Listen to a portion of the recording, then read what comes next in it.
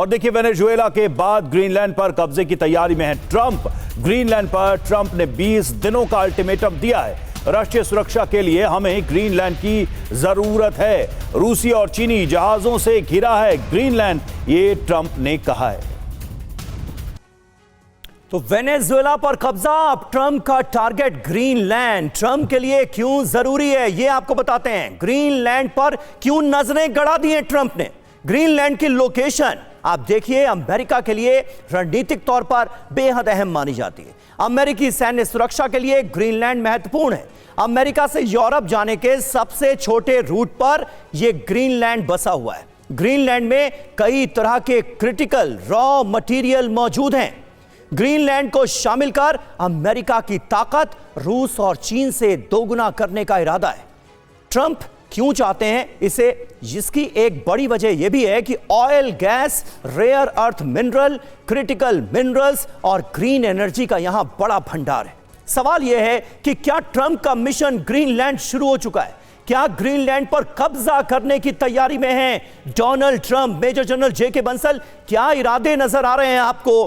पहले वेनेजुएला पर इतना बड़ा हमला, एक बड़े ऑपरेशन को अंजाम देना, राष्ट्रपति का एब्डक्शन, कोलंबिया को धमकी, लैटिन अमेरिकी देशों को धमकी, और अब सीधी नजरें गड़ाकर बैठे हैं ग्रीनलैंड पर। इरादे क्या है?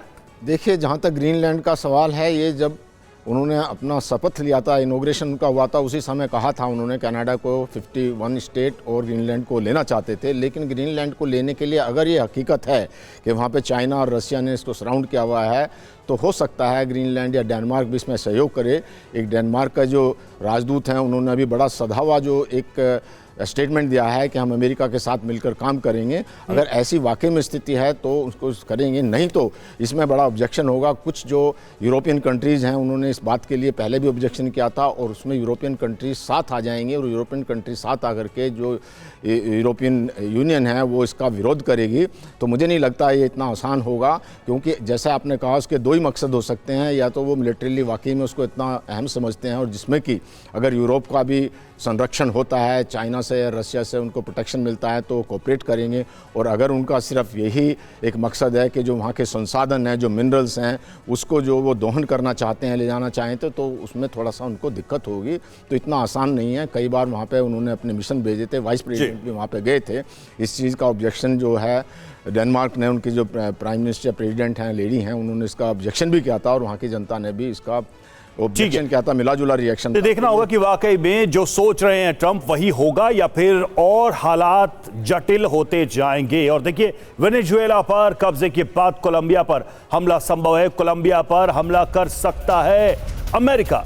कोलंबिया को लेकर ट्रंप ने दिया है बड़ा बयान। ट्रंप ने कोलंबिया को बताया बीमार पड़ोसी।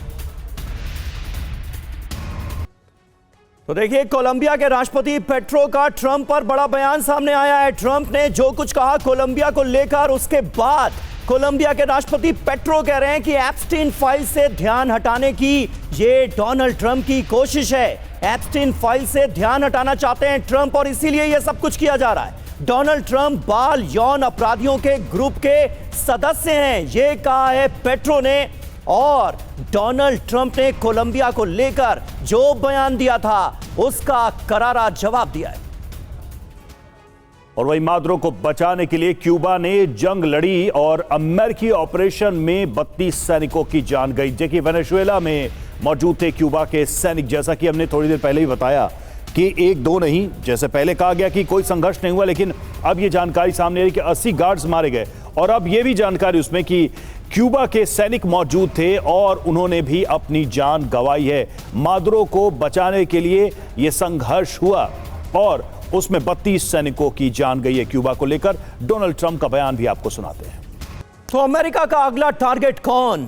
टारगेट नंबर 1 कोलंबिया ही नजर आ रहा है, जिसे लेकर एक आक्रामक बयान दिया है डोनाल्ड ट्रंप ने।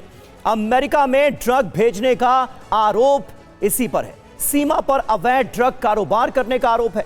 ट्रंप ने कोलंबियाई राष्ट्रपति को सीधे सीधे धमकाया है।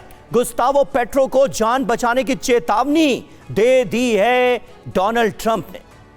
कोलंबिया का एक्शन देखिए, अमेरिकी सीमा के पास सेना उतारी, सीमा पर तैनात किए खतरनाक हथियार।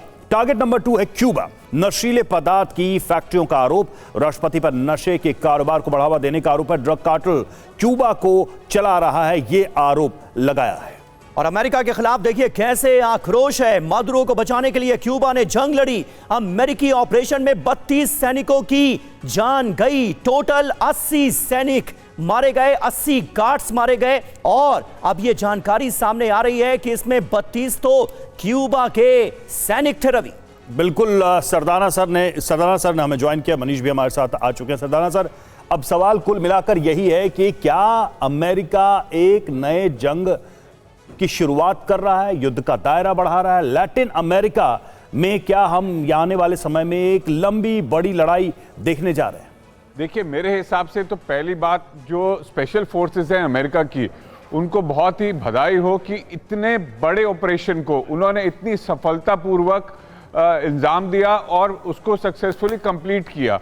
ये कोई छोटी मान्य बात नहीं है कि किसी दूसरे देश में जाके उनके राष्ट्रपति और उनकी पत्नी को उठा के ले आना। ये बहुत ही बड़ी एक तरीके से ब्लडलेस कू है उनका, जो उनकी स्पेशल फोर्सेस। सर, मतलब बधाई का क्या रीजन है? बिल्कुल बधाई है। ब्लडलेस कू कह रहे हैं, 80 गार्ड्स जो हैं वो मारे गए हैं राष्ट्रपति की हिफाजत करते हुए। तो ऐसा नहीं है कि खून नहीं बहा इस ऑपरेशन में। एक चुने हुए निर्वाचित राष्ट्रपति को वेनेजुएला के अंदर घुसकर राष्ट्रपति भवन से, उनके आवास से उठा लेना, वो भी पत्नी के साथ, ये क्या आपको किसी भी तरह से नैतिक कदम लगता है? बिल्कुल लगता है। अपने राष्ट्र के हित के लिए यदि उन्होंने ये किया है तो उनका देश उनके साथ है। आज अमेरिका में ट्रंप की वाहवाही इसलिए हो रही है ना, क्योंकि वो एक स्ट्रांग राष्ट्रपति हैं। उनकी सेना उनके साथ है, उनकी सेना सशक्त थी, उनके स्पेशल फोर्सेस स्ट्रांग थे, तभी तो वो ये कर पाए। क्या बाकी देश कर पा रहे हैं अपने दुश्मनों से? नहीं।